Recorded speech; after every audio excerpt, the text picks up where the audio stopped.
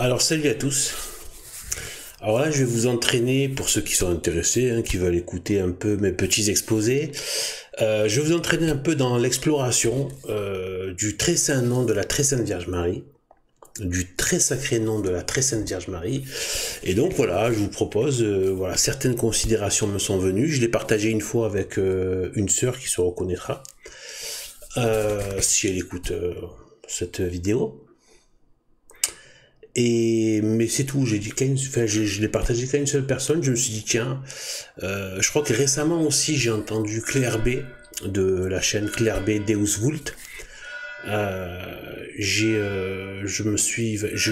Il me semble qu'elle avait dit qu'elle était très intéressée par le sens des noms aussi, donc toujours bien évidemment dans cette logique et perspective biblique. Voilà, donc en tout état de cause, voilà, là je me suis dit que ce serait bien quand même de partager cela sans être dans une logique forcément arrêtée, parce que de toute façon on peut pas avoir vraiment comment dire, une considération définitive. Voilà, là je propose d'aller explorer parce que j'ai vu certaines choses par rapport au nom de Marie, surtout avec sa forme d'origine araméenne, qui je pense est vraiment intéressante à exprimer. Alors bon, nous on a Marie, donc voilà, on a Marie en français, c'est Maria en latin. Donc là je me suis pris un petit éditeur là pour voilà. Voilà. Donc en latin on a Maria, ça c'est très connu, tout ça. Donc en araméen, c'est beaucoup moins répandu. Pourtant c'est quand même la forme originelle, donc c'est sûr. C'est là que je vais développer.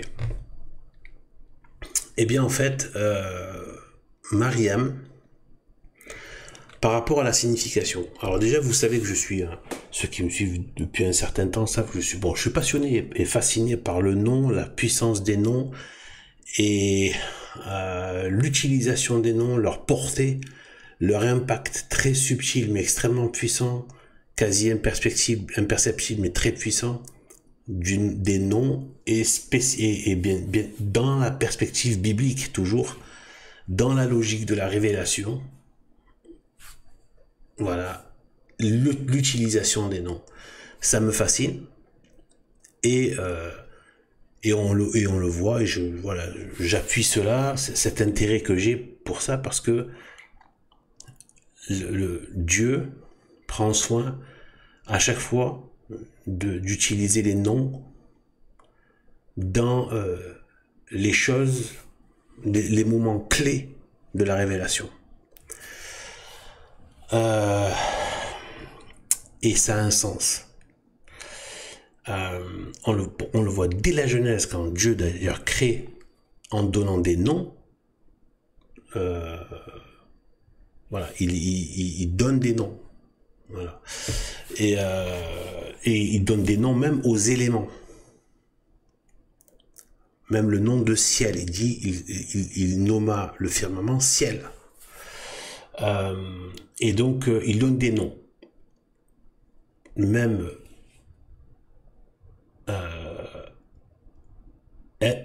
Adam et Ève.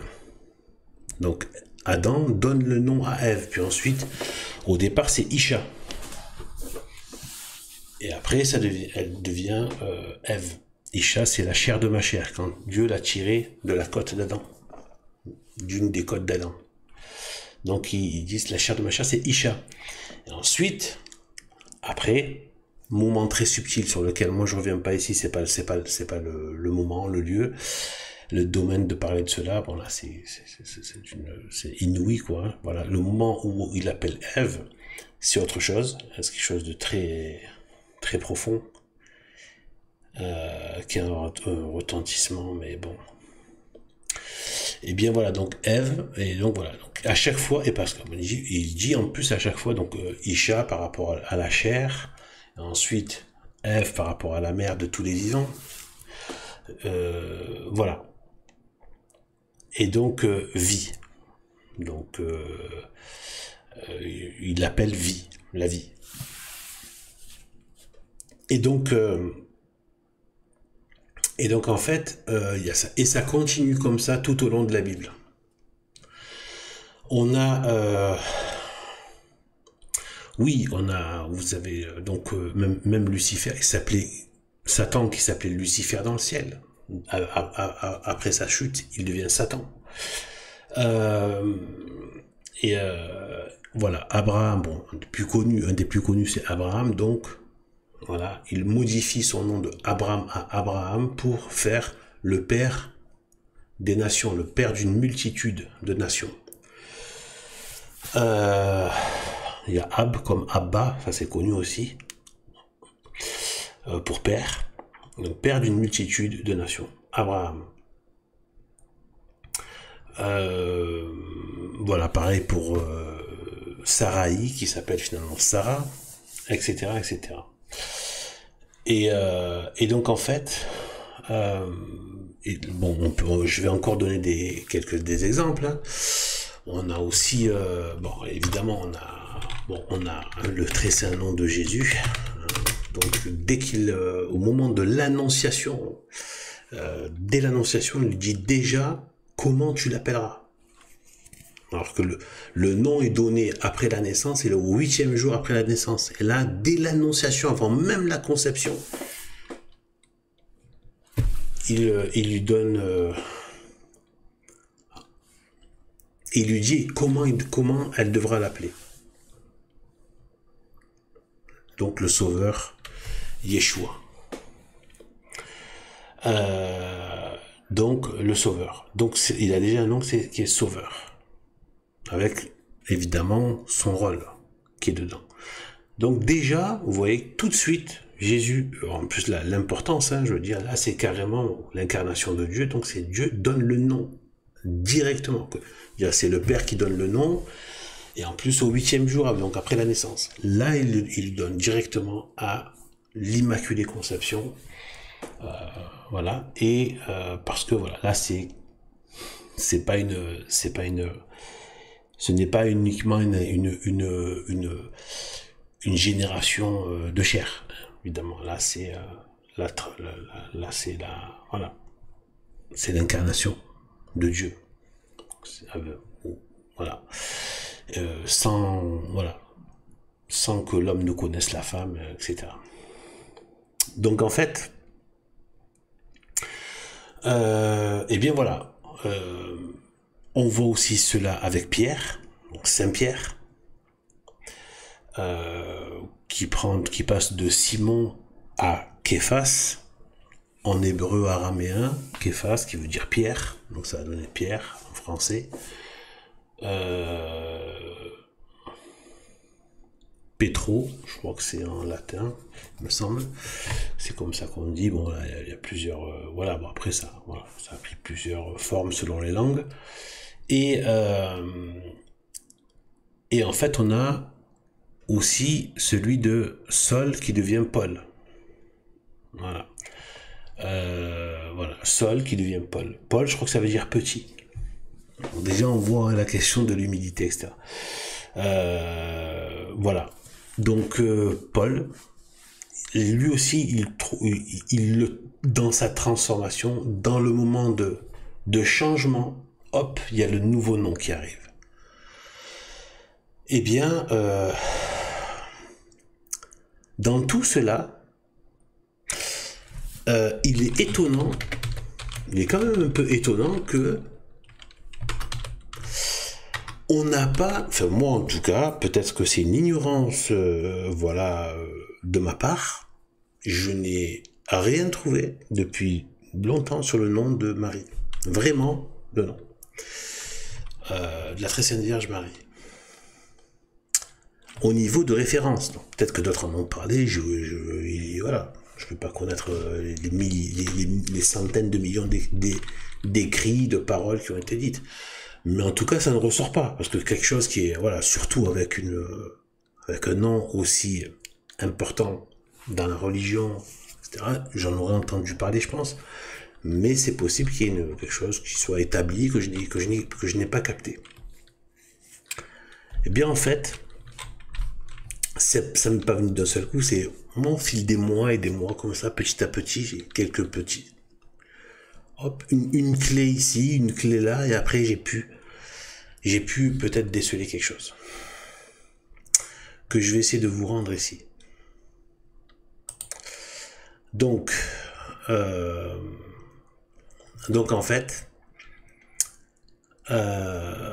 en fait, déjà, donc, en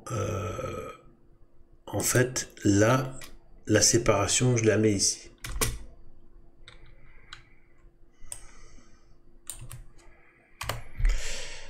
Mariam.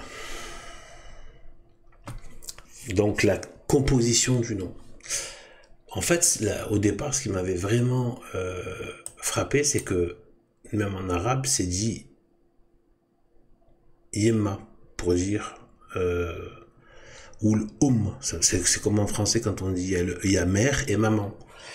Donc en tout cas homme, et même en hébreu on dit donc de toute façon les imprégnations là-bas orientales, eh bien c'est homme, voilà, de comment on dit la mère, homme, voilà, ça dépend, après il y a certaines variantes bien sûr, comme voilà. Et donc M ou et là on va voir que donc en hébreu en araméen c'est Ima, donc on a mère Ima qui est dit Ima en araméen, et je crois même en hébreu aussi. Il me semble que c'est hébreu et araméen les deux. Là pour le coup, sur ce nom-là, il me semble, mais c'est certain que voilà. Et donc en fait que c'est pareil. Là pour le coup, il se rejoint. Enfin, c'est le même pour l'hébreu et l'araméen, qui sont évidemment très proches. Et donc du coup, et bien en fait, là, et en fait, je me dis tiens, ça fait penser à la maman, à la mère ici, homme. Et en fait, et après je me suis dit mais ça voudrait dire quoi mar? Et après j'ai fait des recherches sur mar. Et c'est là que je suis tombé sur cela. Marée. Voilà, je sais pas comment ça se dit. Marée. J'ai essayé de voir des différentes prononciations. Alors je me suis rendu compte que dans l'hébreu, en fait, des fois, il suffit d'une voyelle un son de voyelle qui change, c'est un tout autre mot. Donc moi, je m'aventure pas dans tout ça, je connais pas. Là, je vais dire un peu comme je peux le lire, comme ça m'est donné là, ici, comme je l'ai vu ailleurs aussi que dans ce site. Donc marée, voilà, ce qui ressortirait marée avec une espèce de rupture avec marée, avec l'apostrophe. Ouais, marée, voilà. Et donc,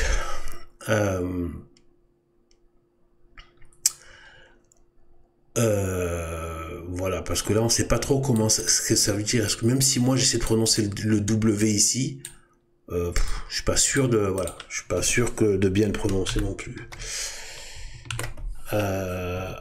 Et donc du coup,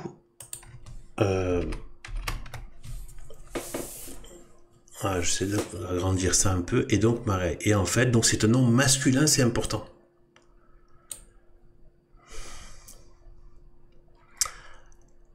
C'est évident maintenant. Et donc là, le nom, se dit donc Marais, se dit, ou Marais, ou Marais, se dit d'un. En fait, ça veut dire, voilà, Seigneur. Là, il donne des références dans la Bible.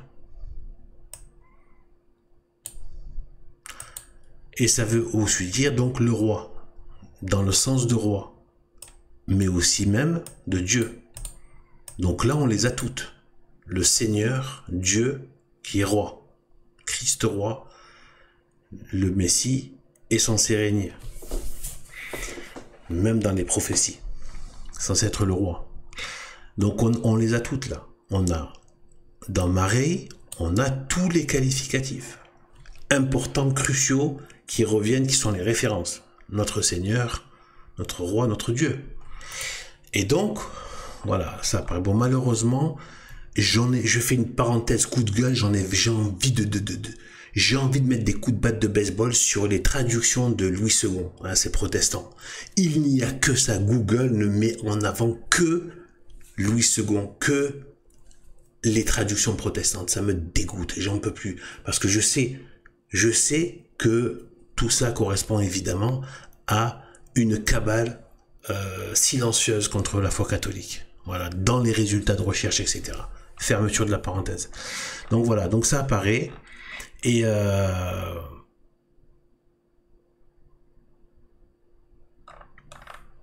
ainsi. Eh bien, donc là, on a déjà ça.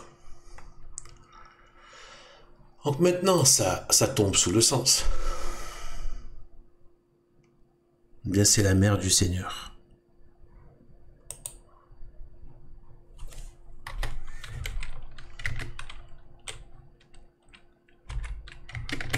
Je vais essayer de le mettre. Donc, comme est...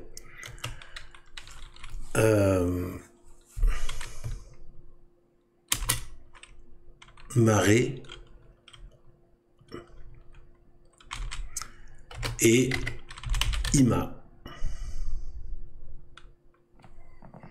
en hébreu, en latin. Après, il faut pas le fait que ça se termine par un A. Alors déjà, il y a certaines traductions, certaines versions qui disent Mariama, mais moi je vois rien vraiment de ça.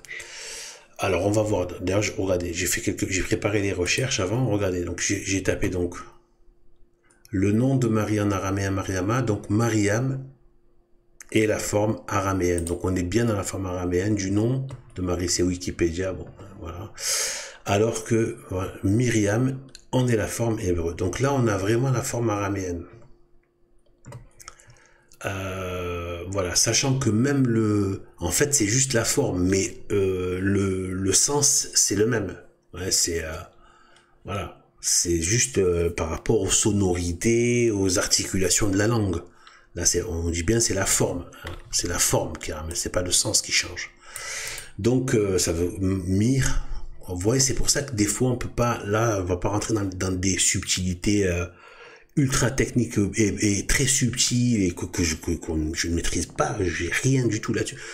Ça peut vraiment, voilà, il suffit, ouais, d'une lettre, d'une intonation, etc. Surtout avec ces langues. Et donc, voilà. Et donc, des fois, il y a des sons que nous on n'a pas. Même quand on voit une parenthèse ou certaines choses, des fois, il y a des sons gutturaux avec la gorge. Donc,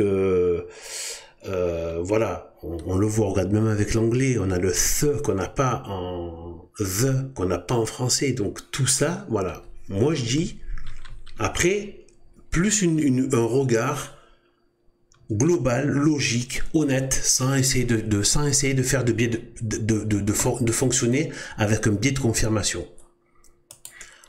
On a quand même marée, d'après ici ils mettent un Y à la fin, marée. Et on a donc, alors ici, attendez, là, voilà, donc juste on va prendre notre élément. Du latin, c'est juste une confirmation ça je crois, voilà. Donc voilà, ici confirme, donc le latin Maria, grec Maria, ou Mariam. Apparemment en grec aussi ils disent Mariam. Ils peuvent dire Mariam. Transcription de l'hébreu, Myriam, en araméen Mariam. Voilà. Et donc là c'est plus par rapport ici à la sœur de Moïse et d'Aaron, qui s'appelait Myriam. Vous voyez?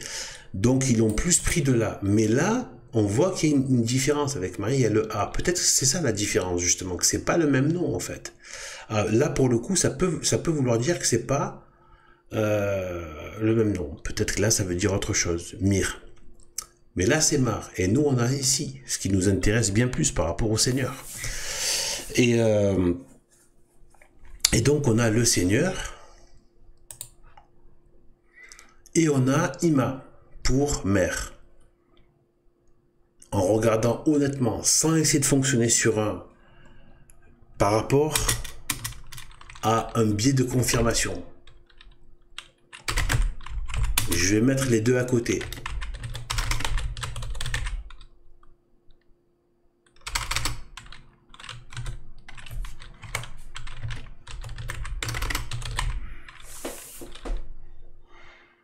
Mareima, sachant que le A, il peut, des fois, comme je le disais, il disparaît, parce que en hébreu, la mère se dit M, il n'y a pas de A à la fin. Est-ce que c'est pas une variante? Je ne sais pas. C'est pour ça. Et donc, ça se dit que M, là, il n'y a pas de A. Donc, voire même, ça pourrait être, si on reste avec M, sans le A à la fin. Attendez, hop. Est-ce qu'on peut agrandir ce truc ou pas? Non. Attendez, je vais un peu mettre en 18. Ouais, je pense que c'est toujours lisible pour vous. C'est pour avoir un max de choses sous les yeux. Donc là, si on reste avec le... Donc ça, c'est le... Ça, c'est... Mère en hébreu. M. Donc... Et d'ailleurs, le A aussi revient dans beaucoup, d'ailleurs, dans maman, etc. Voilà. Avec le... Voilà, même en bon, l'arabe aussi, il y a cela, donc on retrouve. Mais même, d'ailleurs, même en arabe, ils disent pas M, mais ils disent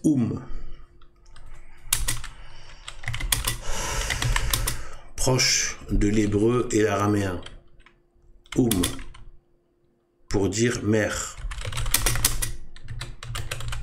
Donc, il n'y a pas toujours. Mais par contre, quand ils veulent dire mère dans le sens de maman, ils vont dire Yema. Là, c'est version égale version maman. Vous voyez? Mais le nom d'origine mère, pas maman, mais mère, c'est M et pour l'arabe. Alors que là, on est proche. Je parle de l'arabe parce que justement, c'est proche. Voilà, comme je l'ai dit ailleurs, moi, ça c'est mon opinion personnelle, j'ai l'impression que l'araméen se rapproche autant de l'hébreu que de l'arabe. C'est une sorte de mix d'entre-deux, de mix hébreu-arabe. Et donc, voilà. Et bien en fait, donc là, on a Mareima avec cette version. Là, je vais mettre l'autre version qui elle aussi se rapproche. Donc ça, c'est ce qu'on a vu ici. Marée comme ça. Je vais le mettre là. Donc marée avec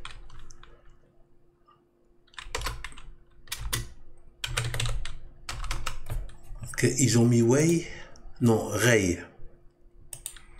Maorei. Moi, je ne prononce pas le W, je ne m'aventure pas à le prononcer. Donc, on va dire qu'on va le dire comme ça, voilà. Marei.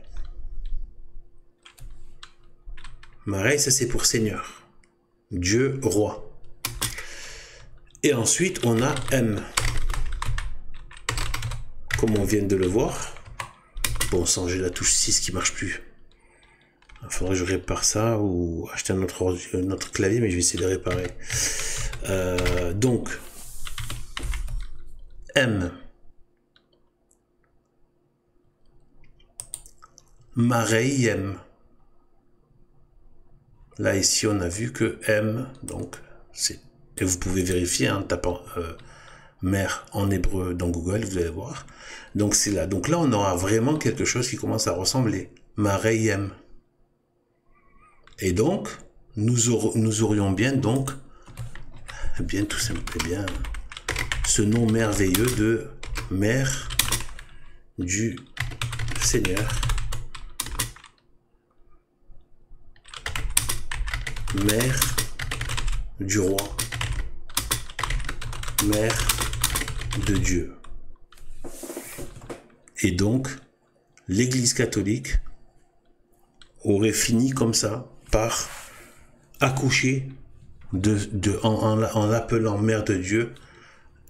C'est comme si elle disait Mariam, en fait. Voilà. Donc, comme ici, je vous ai montré, vous pouvez aller vérifier. Marie, dans cette version-là, parce qu'il y a d'autres versions, comme je vous dis, avec des petites, voilà.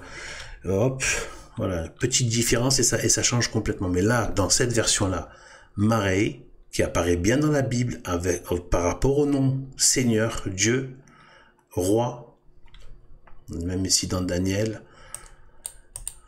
sur mon Seigneur, le Roi. Vous voyez? Donc, on a ça. Et donc, on aurait cela. Donc, on aurait vraiment, ici, donc,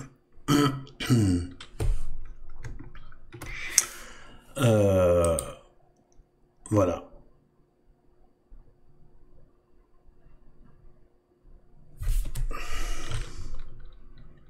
Et après, donc, on regarde celui-là. Et on regarde celui-là. Et il y a clairement quelque chose qui ressemble. Même dans... attendez, on va enlever ça. Parce qu'on l'a en haut. Donc, là aussi, Mareima, malgré tout, ici, ça se rapporte toujours par rapport à la référence de l'araméen Mariam, décomposé en deux.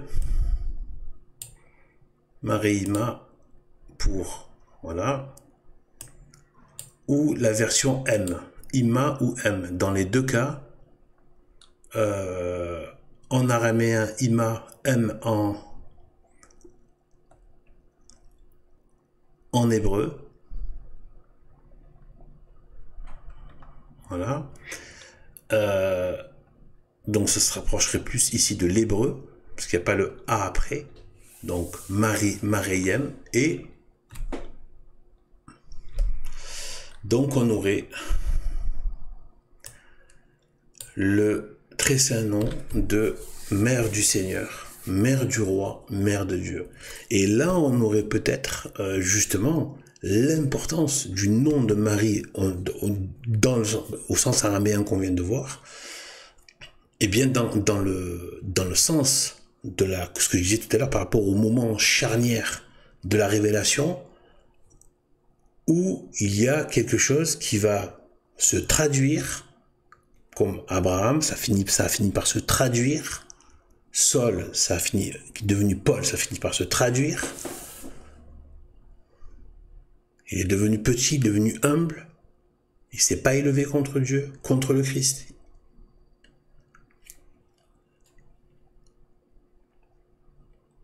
Pierre, ça se traduit, la pierre, le roc sur laquelle l'Église est depuis 2000 ans. Et donc, voilà. Et bien en fait, c'est avec ces noms, la puissance des noms.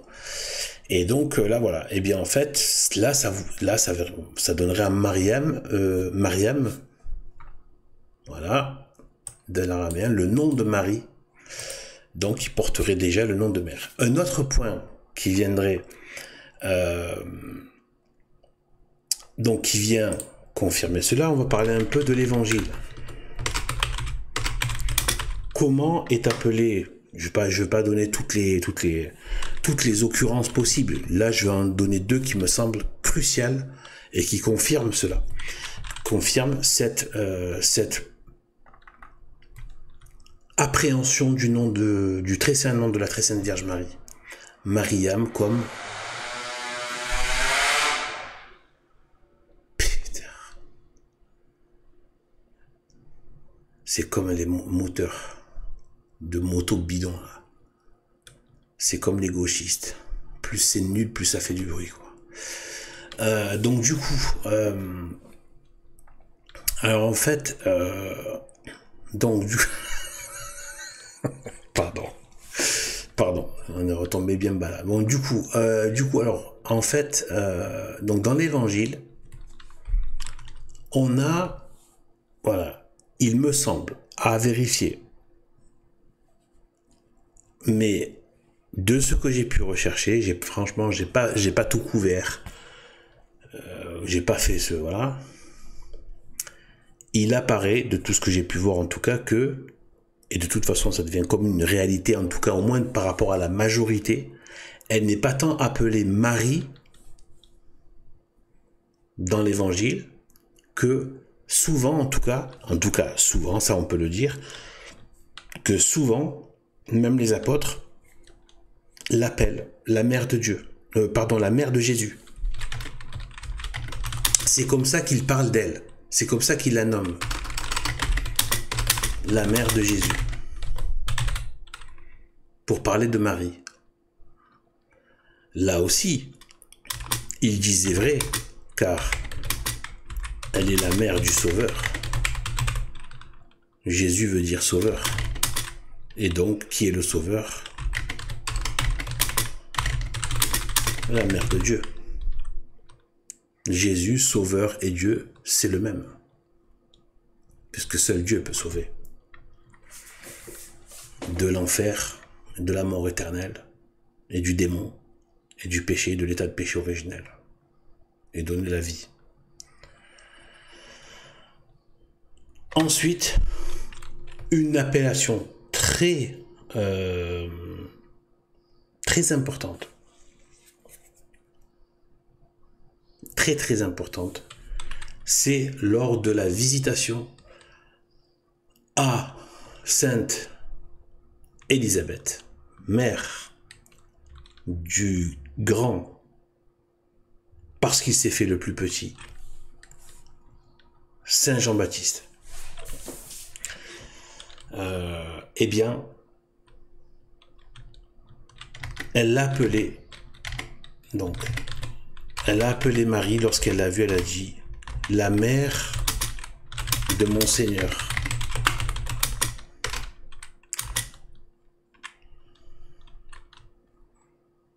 D'où me vient que la mère de mon Seigneur vienne à moi ou vienne me visiter?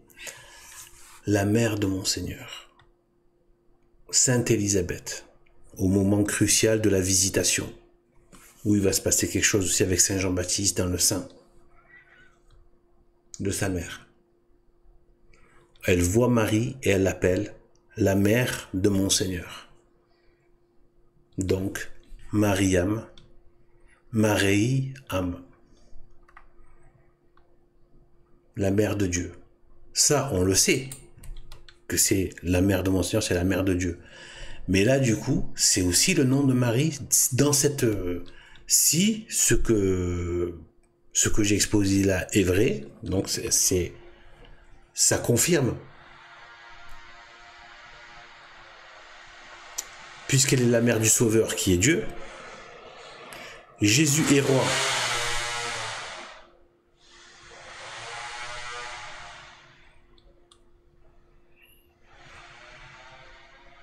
Bon, c'est normal. Il y a les rats des villes, il y a les crétins des campagnes aussi. Il y a les rats des villes, rats des campagnes, crétins des villes, crétins des campagnes. Mais croyez-moi, c'est 1000 fois incomparablement mieux les crétins des campagnes que les crétins des villes.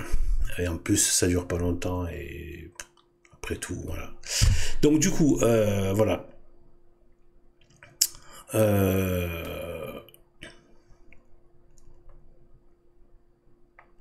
Du coup, voilà. Et bien en fait, là, dans cette perspective,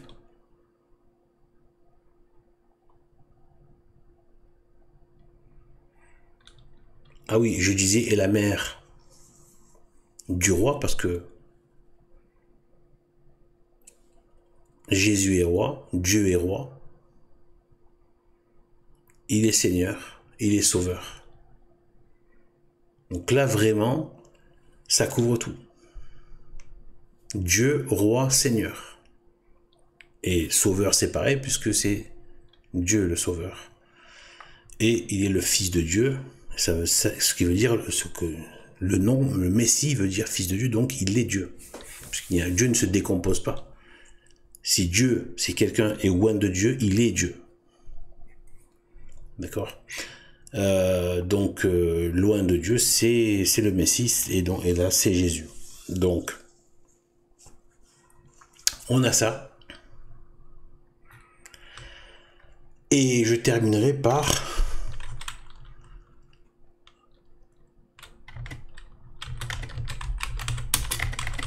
Salve Regina. Donc, elle est reine.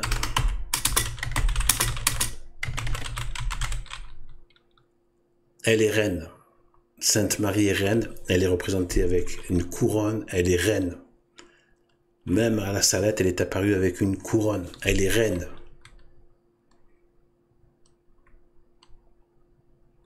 Vous allez me dire quel rapport?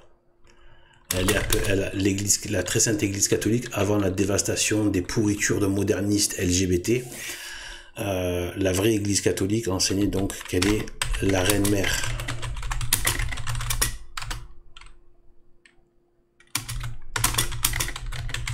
De Dieu. La reine mère. Là, on va garder que ça, le côté la reine mère. On peut garder de Dieu, mais là, je vais axer donc de Jésus, qui est Dieu. Mais là, regardez.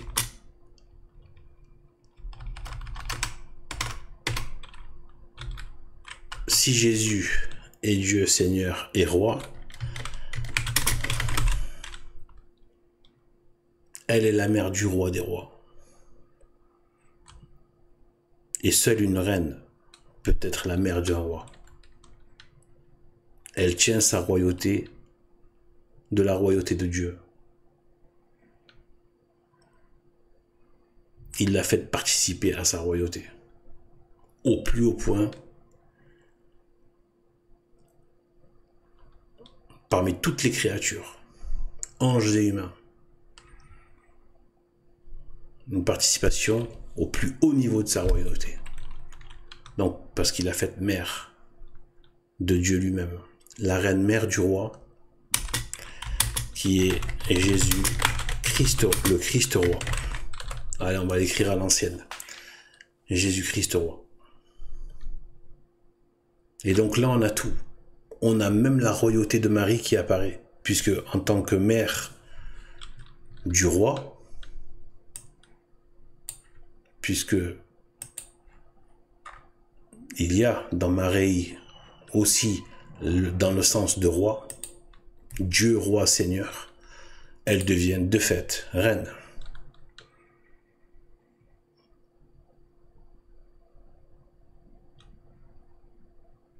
Et donc la royauté.